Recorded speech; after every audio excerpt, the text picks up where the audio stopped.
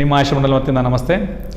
ಇವತ್ತು ನಾವು ಜಲನೀತಿ ಮೇಲೆ ಒಂದು ವಿಡಿಯೋ ಮಾಡ್ತಾ ಇದ್ದೇವೆ. ಜಲನೀತಿ ವಿಡಿಯೋ ಹಿಂದೊಮ್ಮೆ ಮಾಡಿದ್ವಿ, ಅದರಲ್ಲಿ ಸ್ವಲ್ಪ ಆಡಿಯೋ ಕ್ಲಿಯರಿಟಿ ಇದ್ದಿಲ್ಲ ಅಂತ ಹೇಳಿ ಇನ್ನೊಮ್ಮೆ ಮಾಡ್ತಾ ಇದ್ದೇವೆ ಈ ಒಂದು ಜಲನೀತಿ ಕಾನ್ಸೆಪ್ಟನ್ನು. ಮತ್ತು ಅದರಲ್ಲಿ ಬೆನಿಫಿಟ್ಸ್ ಕೂಡ ಸ್ವಲ್ಪ ಕಡಿಮೆ ಹೇಳಿದ್ದೆ. ಈ ವಿಡಿಯೋದಲ್ಲಿ ನಾನು ಎಲ್ಲ ಸಂಕ್ಷಿಪ್ತವಾಗಿ ಹೇಳ್ತೇನೆ. ಇವಾಗ ಕೊರೋನಾ ಜಾಸ್ತಿ ಆಗ್ತಿದೆ, ಎಲ್ಲರಿಗೂ ಹೆದರಿಕೆ ಇದೆ. ಯಾರಾದರೂ ಸ್ವಲ್ಪ ಸೀನ್ ಬಿಟ್ಟರೆ ನಮಗೇನು ಕೊರೋನಾ ಬಂದಿದೆ ಅಂತ ಅನ್ಕೋತಾರೆ. ಆ ಭಯವನ್ನು ಹೋಗಲಾಡಿಸೋದಕ್ಕೆ ಈ ಒಂದು ವಿಡಿಯೋ ಮಾಡ್ತಾ ಇದ್ದೇವೆ. ಇದು ನಿಮ್ಮ ಮೂಗಿನ ಭಾಗಕ್ಕೆ ಸಂಬಂಧಪಟ್ಟಂಥ ಒಂದು ಅಭ್ಯಾಸ ಆಗಿರುತ್ತೆ. ಜಲನೀತಿ ಯಾಕೆ ಮಾಡ್ಬೇಕಂದ್ರೆ, ಇವಾಗ ನೋಡಿ, ಮೊದಲೆಲ್ಲ ನಮಗೆ 6 ತಿಂಗಳಿಗೊಮ್ಮೆ 1 ವರ್ಷಕ್ಕೊಮ್ಮೆ ನೆಗಡಿ ಜ್ವರ ಬರ್ತಾ ಇತ್ತು. ಅವಾಗ ಏನು ಮಾಡ್ತಾ ಇದ್ವಿ, ಎಲ್ಲ ನಮ್ಮ ದೇಹದ ಕಲ್ಮಶ ಹೊರಗೆ ಹೋಗ್ತಾ ಇರುತ್ತೆ.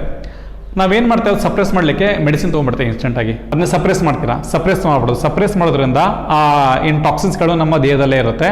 ಸರ್ಟೇನ್ ಟೈಮ್ ಆದ್ಕೊಳ್ಳಿ ಮತ್ತೆ ಬರುತ್ತೆ. ನಾವೇನು ಮಾಡಬೇಕು, ಎಷ್ಟಾಗುತ್ತೋ ಅಷ್ಟು 3 ರಿಂದ 4 ದಿವಸ ವೇಟ್ ಮಾಡಬೇಕು. ನಮ್ಮ ದೇಹದಲ್ಲಿರೋ ಎಲ್ಲ ಕಲ್ಮಶಗಳು ಹೊರಗೋಗುತ್ತೆ. ನಮ್ಮ ಸೀನುಗಳ ಮುಖಾಂತರ ಮತ್ತು ನಮಗೇನು ಕಫ ಬರ್ತಲ್ಲ ಅದ್ರ ಮುಖಾಂತರ ಹೊರಗೋಗುತ್ತೆ. ಮನೇಲಿ ರೆಸ್ಟ್ ತೊಗೊಳ್ಬೇಕು. ಇವಾಗ ಏನಾಗುತ್ತೆ, ಜಾಬ್ ಹೋಗೋ ಒಂದು ಆತುರದಲ್ಲಿ ಏನು ಮೆಡಿಸಿನ್ ತೊಗೊಂಡು ಅದನ್ನ ಸಪ್ರೆಸ್ ಮಾಡಿಬಿಡ್ತೇವೆ. ಇವಾಗ ಇದ್ರ ಬೆನಿಫಿಟ್ಸ್ ಏನು? ಇದ್ರ ಬೆನಿಫಿಟ್ಸು ಸೈನಸ್ ಇರೋರಿಗೆ ಒಳ್ಳೆಯದು, ಪ್ಲಸ್ ಕೋಲ್ಡ್ ಆ್ಯಂಡ್ ಕಾಫ್ ಇರೋರಿಗೆ ಒಳ್ಳೆಯದು, ಟಾನ್ಸಿಲ್ಸ್ ಇರೋರು ಒಳ್ಳೆಯದು, ಮತ್ತು ನಿಮಗೆ ಕಿವಿ ಭಾಗಕ್ಕೆ ಒಳ್ಳೆಯದು, ಕಣ್ಣಿನ ಭಾಗಕ್ಕೆ ತುಂಬಾ ಒಳ್ಳೆಯದು, ಮತ್ತು ಯಾರಿಗೆ ರಾತ್ರಿ ನಿದ್ದೆ ಬರಲ್ವಾ ಅವ್ರಿಗೆ ಒಳ್ಳೆಯದು, ಮತ್ತು ಸೈಕಲಾಜಿಕಲ್ ಪ್ರಾಬ್ಲಮ್ ತುಂಬ ಆಗಿದೆ ಅವರು ಕೂಡ ಈ ಅಭ್ಯಾಸ ಮಾಡೋದ್ರಿಂದ ತುಂಬ ಬೆನಿಫಿಟ್ ಸಿಗುತ್ತೆ. ಇದನ್ನು ಯಾರು ಮಾಡಬಾರ್ದಂದ್ರೆ, ಇದನ್ನು ಯಾರಿಗೆ ಸ್ವಲ್ಪ ಹೈ ಬಿ ಪಿ ಇರುತ್ತೋ ಅವ್ರು ಸ್ವಲ್ಪ ನೋಟ್ ಮಾಡಬೇಕು. ಯಾಕಂದ್ರೆ ಉಪ್ಪಿನ ಅಂಶ ಜಾಸ್ತಿ ಇರುತ್ತೆ ಇದರಲ್ಲಿ. ಮತ್ತೊಂದಾಗಿ ಆ ಮೂಗಿನ ಭಾಗದಲ್ಲಿ ಯಾರಿಗೆ ರೀಸೆಂಟಾಗಿ ಸರ್ಜರಿ ಆಗಿರುತ್ತೋ ಅವ್ರು ಕೂಡ ಅಭ್ಯಾಸ ಮಾಡೋದು ಬೇಡ. ಈಗ ಈ ಅಭ್ಯಾಸನ ಯಾವ ಥರ ಮಾಡಬೇಕು ಒಂದೊಂದಾಗಿ ಹೇಳ್ತಾನೆ ನೋಡಿ. ಈ ಥರ ಒಂದು ನೇತಿ ಪಾಟ್ ತೊಗೊಳ್ಬೇಕು. ಇದು ಬಾಬಾ ರಾಮದೇವ್ ಶಾಪಲ್ಲಿ ಸಿಗುತ್ತೆ. ಈ ಥರ ಸಿಗಲ್ಲ, ಸ್ವಲ್ಪ ಚಿಕ್ಕದು ಸಿಗುತ್ತೆ. ಇದು 35 ರಿಂದ 40 ರೂಪಾಯಿ ಇರುತ್ತೆ. ಇನ್ನು 10 ರೂಪಾಯಿ ಸೂತ್ರ ನೀತಿ ಅಂತ ಬರುತ್ತೆ, ಅದನ್ನು ತೊಗೊಳ್ಳಿ. ಮುಂದಿನ ಅಭ್ಯಾಸದಲ್ಲಿ ಹೇಳ್ತೇನೆ ಅದು ಯಾವ ಥರ ಮಾಡಬೇಕು ಅಂತೇಳಿ. ಬಿಸಿನೀರು ತೊಗೊಳ್ಬೇಕು, ಉಗುರು ಬೆಚ್ಚವಾಗಿರಬೇಕು, ಮತ್ತು ಅದಕ್ಕೆ ಹರಳುಪ್ಪು ಹಾಕಬೇಕು.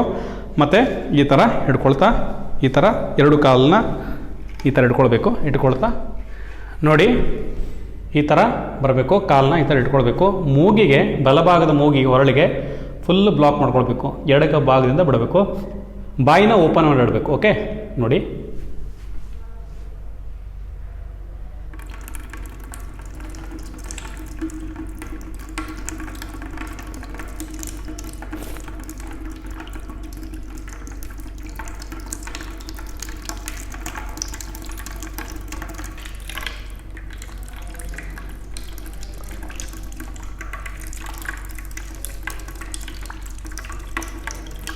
ಈಗ ಅದೇ ಥರ ಎಡಭಾಗದ ಮೂಗಿಗೆ ಮಾಡಬೇಕು. ನೋಡಿ,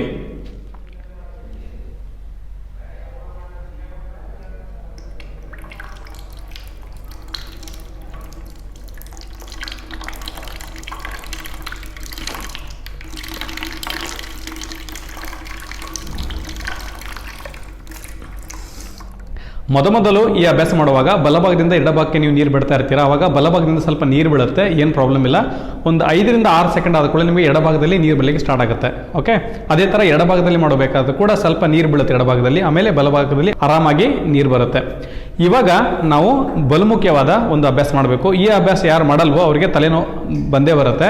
ಅದಕ್ಕೆ ಏನು ಮಾಡಬೇಕಂದ್ರೆ, ನಿಮ್ಮ ತಲೆ ಭಾಗದಲ್ಲಿ ಸ್ವಲ್ಪ ನೀರು ಇರುತ್ತೆ. ಓಕೆ, ಆ ನೀರನ್ನು ನೀವು ಹೊರಗೆ ಹಾಕಬೇಕು. ಯಾವ ಥರ ಹಾಕಬೇಕಂದ್ರೆ, ಈ ಥರ ನಿಮ್ಮ ಕಾಲಿನ ಮಧ್ಯೆ ಒಂದು 2 ಫೀಟ್ ಗ್ಯಾಪ್ ಇರಬೇಕು. ಈ ಥರ ಒಂದು ಕರ್ಚಿಪ್ ತೊಗೊಳ್ಳಿ. ಈ ಅಭ್ಯಾಸನ ಹೇಗೆ ಮಾಡ್ಬೇಕಂದ್ರೆ, ನಿಮ್ಮ ಹೊಟ್ಟೆ ಭಾಗವನ್ನು ಈಗ ಕಪಾಲಭಾತಿ ಹೇಗೆ ಮಾಡ್ತೀರಾ ಅದೇ ಥರ ಮುಂದೆ ಹಿಂದೆ ಮಾಡಬೇಕು. ಮೂಗಿನಿಂದ ಶ್ವಾಸನ ಹೊರಗೆ ಬಿಡಬೇಕು, ಒಳಗೆ ತೊಗೋಬಾರ್ದು, ಹೊರಗೆ ಬಿಡಬೇಕು. ಅವಾಗ ಏನಾಗುತ್ತೆ, ನಿಮ್ಗೇನು ದುರ್ಮಾಂಸ ಆಗಿರುತ್ತಲ್ಲ ಅದು ಸ್ವಲ್ಪ ಲೂಸ್ ಆಗುತ್ತೆ. ಲೂಸ್ ಆಗಿ ಮ್ಯೂಕಸ್ ಅದು ಹೊರಗಡೆ ಬರುತ್ತೆ. ಆ ಮ್ಯೂಕಸ್ ಹೊರಗೆ ಬಂದಾಗ ಸ್ವಲ್ಪ ಬೀಳ್ತಾ ಇರುತ್ತೆ, ಮತ್ತು ನೀರು ಕೂಡ ಹೊರಗೆ ಬರುತ್ತೆ ಅದರೊಟ್ಟಿಗೆ. ಅದನ್ನ ಗಮನಿಸಬೇಕು.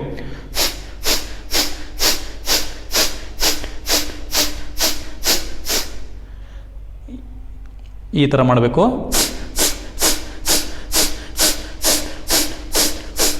ಮತ್ತೆ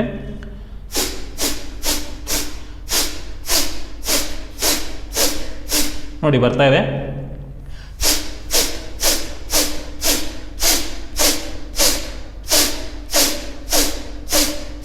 ಮತ್ತೆ ಈ ಥರ ಮುಂದಕ್ಕೆ ವಾಲ್ಬೇಕು.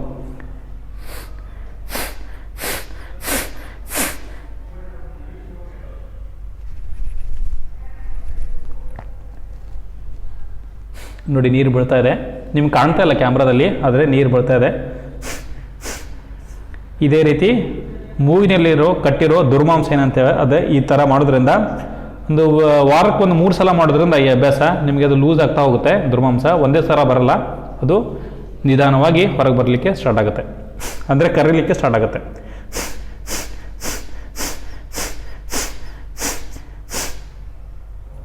ಮತ್ತೆ ನೋಡಿ,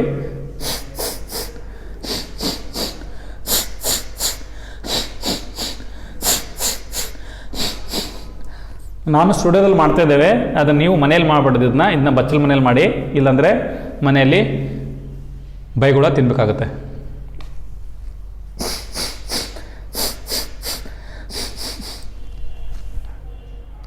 ನೋಡಿದ್ರಲ್ಲ, ಈ ಅಭ್ಯಾಸ ಆದ ಕೂಡಲೇ ಸ್ವಲ್ಪ ಯೋಗಾಸನ ಮಾಡಬೇಕು. ಯಾವುದಾದ್ರೂ ಯೋಗಾಸನ ಮಾಡಿ ನಿಮಗೆ ಅದು ಹೊರಗಡೆ ಬರಲಿಕ್ಕಷ್ಟು ಇದಾಗುತ್ತೆ, ನಿಮ್ಮ ತಲೆಯಲ್ಲಿರೋ ನೀರು.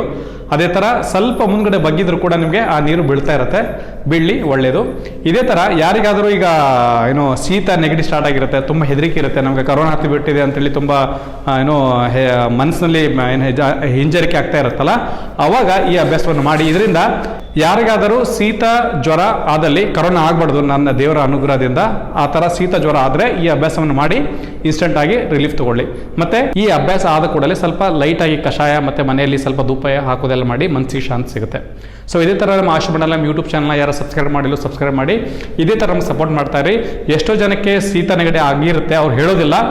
ಈ ವಿಡಿಯೋ ಶೇರ್ ಮಾಡೋದ್ರಿಂದ ಅವ್ರಿಗೊಂದು ಒಳ್ಳೆಯ ಒಂದು ಮೆಸೇಜ್ ಸಿಗುತ್ತೆ. ಸೊ ಎಲ್ಲರಿಗೂ ಶೇರ್ ಮಾಡ್ತಾ ಇರಿ. ಧನ್ಯವಾದ.